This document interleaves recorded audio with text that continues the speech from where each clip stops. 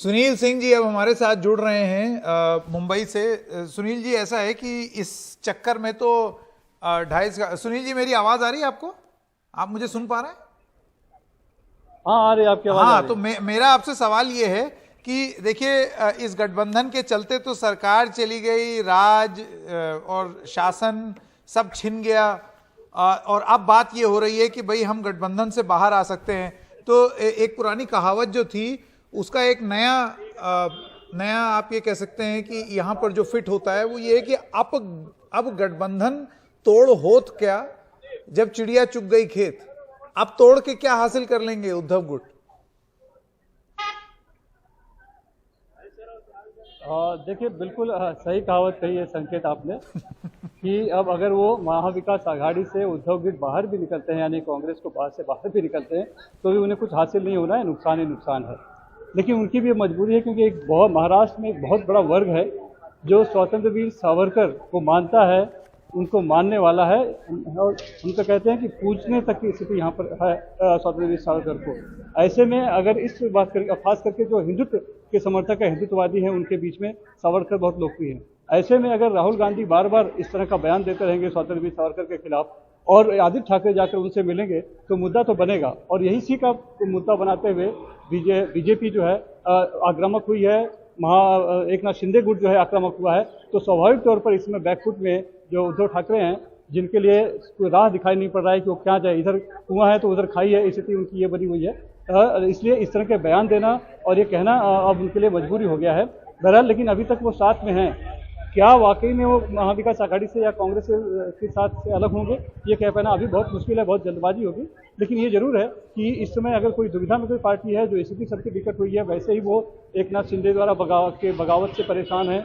उसमें भी उन्होंने कहा गया कि बाला साहब के विचारों को नहीं मान रहे थे, इसीलिए एक नाथ शिंदे और उनके लोगों ने बगावत कर दी। हिंदुत्व को नहीं मान रहे थे, इसके लिए उन लोगों ने बगावत कर दी। अब एक सावरकर बचे हैं, अगर सावरकर की भी अगर पक्ष में वो खड़े नहीं होंगे तो फिर शिवसेना के पास बचेगा क्या, ये स्थिति बनी हुई है।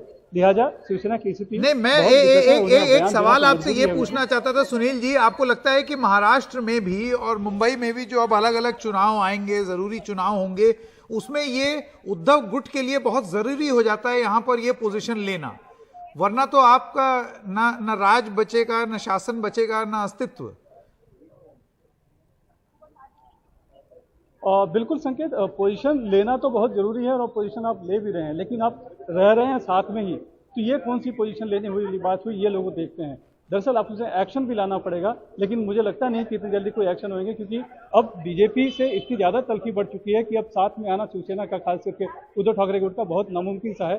तो एक दो बार जब हमने बातें की हैं देवेंद्र फडणवीस से रहते हुए, जब उनसे पूछा गया है तो उन्होंने कहा कि बात बहुत आगे बढ़ चुकी है, अब थोड़ा सा मुश्किल है। दूसरी बात, ये अलग बात है कि राजनीति में कुछ भी निश्चित नहीं होता है। हाँ, दूसरी बात, ये आपने अच्छा ऐड किया, जो है अपनी स्थिति जमीन मजबूत कर रहा है, तो उसको ऐसे अगर बयान कांग्रेस की तरफ से आएंगे और शिवसेना अगर चुप रहेगी और उनके कांग्रेस का साथ देगी, तो स्वाभाविक तौर पर जो है कि एक नाथ शिंदे के जो गुट है उसको ज्यादा मजबूती मिलेगी। मेरा आखिरी सवाल, कुछ न कुछ नाराज भी है एक नाथ शिंदे के गुट के बगावत से, थोड़ी सहानुभूति जो है शिवसेना के प्रति, वो सहानुभूति भी कहीं कहीं खत्म होती नजर आएगी। मेरा आखिरी सवाल, देखिए आपने बोला महाराष्ट्र में सावरकर को लेकर के बहुत भावुक रहते हैं, राजनीतिक रूप से उस पर इस तरीके की पोजीशन जैसी कांग्रेस के राहुल गांधी ले रहे हैं, कांग्रेस के नेता ले रहे हैं, वैसी महाराष्ट्र में नहीं चलती। महाराष्ट्र की राजनीति में उसका ज्यादा मोल नहीं है। मैं आपसे ये जानना चाहता हूं कि महाराष्ट्र के जो कांग्रेस के नेता हैं उनसे आपने क्या पाया, क्योंकि एक बात यह भी बोली जा रही है